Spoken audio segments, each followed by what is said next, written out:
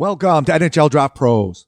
On today's video, we're going to be doing our mid-season rankings, the top 16. It is officially 2024, and we are inching to the draft day coming up in Vegas, and it's going to be a lot of fun. So stick around and let's see who's in the top 16 as of right now. And can you please subscribe and hit that like button to help the channel grow? I'd really appreciate that. Thank you. Okay, number one as we stand, and it has not changed since day one, Macklin Celebrini. Look at the numbers he is putting up in the NCAA as a 17-year-old freshman. 35 points in 22 games as of this recording. Come on, 18 goals, 17 assists. Yes, the kid has proven that he is the top choice right now and probably for the rest of the season. I've said this since day one. I love this kid. He's got the full package, and he's just doing things that, you know what, in the NCAA, on a pretty good team. I mean, you gotta admit, Boston U's a pretty stacked team, but still, he's carrying his own, and he's doing all kinds of good stuff. And like I said, I've had the pleasure of watching him live. He's just a special player, and he did it in the World Juniors too. And like I said, I've shown some clips from the World Juniors and whatnot, and like he didn't really, dominate like Bedard did last year, but he definitely left his mark and was one of the better players on Team Canada and obviously the youngest player on that team. So he still stands at number one, and I don't think there's going to be any change until draft day in June. Macklin Celebrini, he tops the charts. Number one. All right, moving on. Number two. Now this is where it gets there's a lot of different, possibilities, I guess. I got Anton Silayev at number two. When you're 6'7", 207 pounds, and you can move around the ice really nicely and have some mobility and some offensive upside, and he's only 17. He's a young prospect. You're gonna stand out. And the NHL love big mobile defensemen, and Anton Silayev has that in spades. And like I said, he had some really good numbers at the beginning of the season, but he's kind of slowed down now. So, it affected some of his rankings in other places, but I still think that, depending on the team, if they need a D, he's going to go pretty high. There's a Russian factor that you always got to take into account, but still, he's number two on the list for me. All right, number three, moving on. You know what? Back-to-back Russians? Why not? And this magician right here, Ivan Demidov, just awesome with the puck on his stick. Like, you're talking shake and bake, like in sync back in the 90s. Like, this kid just has all the tools offensively. Now, he is playing in MHL, which is kind of, not really a top junior league, I guess you could say, compared to like the CHL and whatnot. But the stuff he's doing there is just ridiculous. 45 points in 23 games. Yep. If you take a look on Twitter, on my Twitter, I have the points per game across a lot of junior leagues across the world, and he's at the top right now. So, and in these highlights, like watch this. Goes through the legs right there and then just puts a move. Oh, my dear demigod, what just happened there? Yep, look at that. He's got that edge work, eh? It's fantastic. All right, number four. This is where I'm probably going to get a lot of slack, but I'm still going with my boy Cole Eiserman. 55 points in 32 games for the NTDP. 34 goals. He is top three all time for goals in the NTDP. The kid can shoot a puck. And you know what? He's actually gotten a little bit better in terms of passing and whatnot. And I'll show you a clip in a minute, but look at that shot right there. Like, I've seen him live a lot of times, last year, this year. And that shot, like when you see it live, it is very impressive. Now, the defensive aspect of his game, his compete level, that's what they're worried about. But if you're talking about scoring, man, this kid can bury a puck. And you know what? I think you can fix the other parts of his game, but the scoring, that's just natural. All right, number five, a riser from day one, Cayden Lindstrom, the power forward who plays in Medicine Hat. Like, look at this, 6'4", 215 pounds, 27 goals in 32 games, 46 points. He is a beast on the ice. And you know what? Like I said, power forward with some scoring touch. And this video, I'm going to show this video all the time. It exemplifies what Cayden Lindstrom brings to the game. And that is, look at the defense is literally draped all over him, and he still buries it upstairs. Like, come on. This is what you get with Cayden Lindstrom. And yeah, teams are going to love this kid when he makes it to the NHL. A little bit more development, you know what? But like, Look at the shot. Boom. It's in the net. Woo! Yeah, Cayden Lindstrom, that's right. I think that was a teddy bear toss, and yeah, he buries it right there. Nice goal. All right, moving on. Number 6. Now, another defenseman, very strong defensive core in this draft. And look at the numbers that Artyom Levshunov is putting up. 26 points in 26 games, a point a game as a freshman. He is the 3rd youngest player in the NCAA right now, and he is among the top point producers for defensemen in the NCAA, playing for Michigan State. And like I said, you know what? He's another one. Big, 6'2", maneuverability, and has a little bit of offensive touch. So, you know what? Right-handed D who can move around on the ice. Yeah, he's going to go high in this draft too.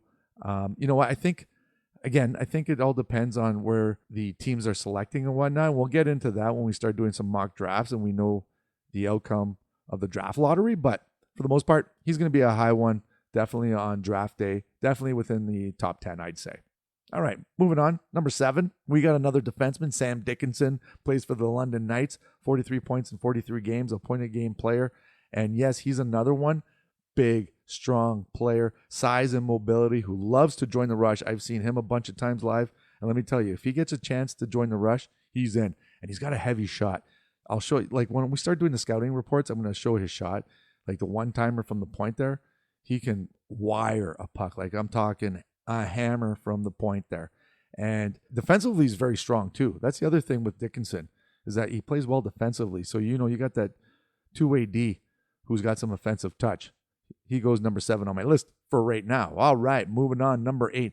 Now, this is where I kind of find it hard. I'd say flip a coin between Konsta Helenius, who's got 28 points in 37 games in the Liga, the top men's Finnish league. That is very impressive for a 17-year-old. And the next player who's coming up in a second, Berkly Catton. I love both of them. But Konsta Helenius, he's put up some very impressive numbers everywhere he's played, even like, say, internationally, U18, U20 and stuff like that. He played in the U20, didn't put up a lot of points, but I thought that he played really well the entire tournament. And I thought that helped his stock, in my opinion. So he's doing some really good things. He's pretty strong defensively too.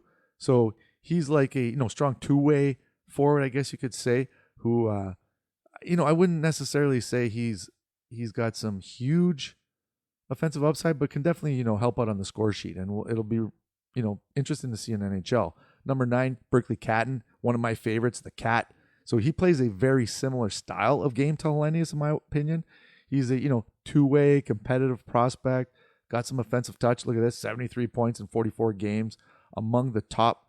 Well, he is the top points per game across the CHL for NHL draft eligible players. And look at this. So this one here showed his little deke there, and then he gets it back, and watch this shot. Boom. Berkly Catton just buries it right there. And had a really good showing at the Linka Cup, had like 8 goals in 6 games. So you know what? He's another one. Him and Helenius, you can flip a coin, in my opinion.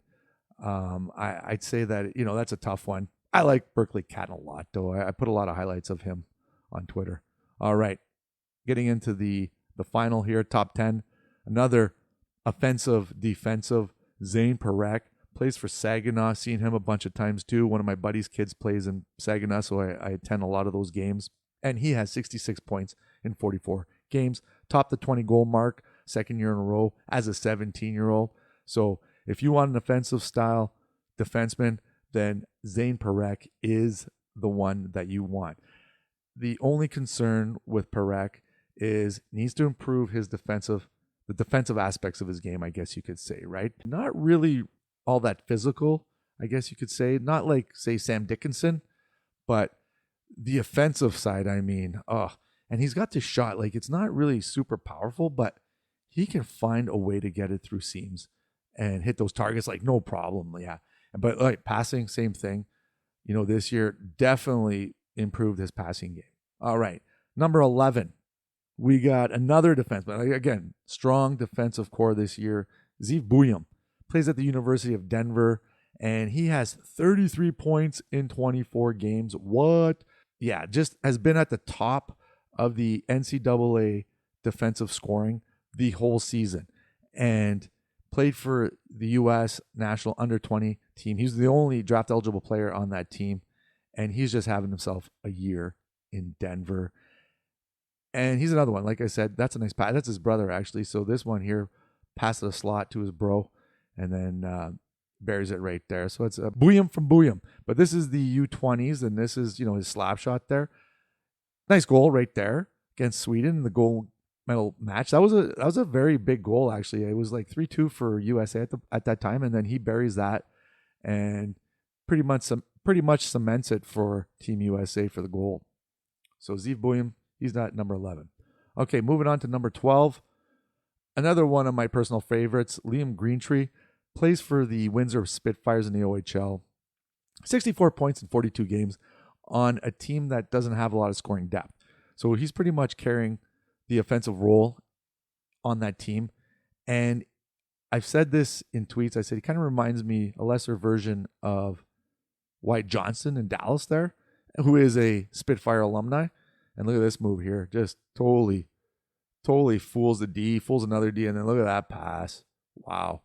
Yeah, more of a passer, I'd say, than a shooter, but he's got that, that vision on the ice. Hockey IQ, I guess you could call it. And he's 6'2". So you know what? You got a big mobile forward like that. You're gonna garner some attention. And Liam Greentree, he's in the top 15. All right, moving on. Number 13, lucky 13, Trevor Connelly, plays in Tri-City in the USHL. He's another player that I find is pretty good defensively as well, like a two-way games. Got 43 points in 31 games. And look at last year, as a 16-year-old, had 47 points in 57 games. So he definitely can put the puck in the net and got that scoring touch. Watch this. This kind of exemplifies some of his abilities. He does that little chip over the shoulder here. Look at that. Boop. That is a nice goal, Trevor Connelly. He just got hurt, actually. Hurt his knee, but they said it's not a really bad injury, so he might be back sooner than later. So good health to Trevor Connelly coming back early. All right, number 14, the workhorse, Michael Brandsegg-Nygard, and he is from Norway, plays in Sweden, has 13 points in 29 games in the second division in Sweden there. He's a, really good skater, or decent skater, I guess you could say. But watch this. This is in the World Juniors again, and you're going to see a shot right now. He just absolutely destroys the bottle over the net there. But, I don't think he has that offensive upside like some of the other players that I mentioned earlier. But definitely is garnering some attention in this draft. And obviously look at that shot. Wow, can shoot a puck. So Nygard at number 14. Okay, number 15. Iginla. I think I've been saying his name kind of wrong. The son of Jerome Iginla, Hall of Famer, and 58 points in 43 games, 32 goals. And you know what? 6 feet, 186.